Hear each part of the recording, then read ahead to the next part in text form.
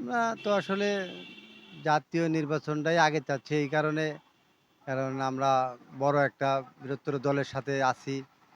আর জাতীয় নির্বাচনটা এই কারণে চাচ্ছি যে যদি স্থানীয় নির্বাচনটা আগে দেওয়া হয় তাহলে আমাদের এই বিএনপিটা বা জাতীয়তাবাদী দল ওটা মানে ধরে রাখা খুব কঠিন হয়ে যাচ্ছে। এইজন্য জাতীয় নির্বাচনটা আগে হয়ে গেলে পরে স্থানীয় নির্বাচনটা হওয়াটাই ভালো। এটাই আমি মনে করি। এই যে ডক্টর ইউনূস দেশ চালাচ্ছে। তো সেদিক থেকে আপনি তাকে কি বলবেন? সফল নাকি ব্যর্থ? আমি সফলে বলব। কোন দিক থেকে আ মনে হচ্ছে যে ডক্টর ইউনূস সফল?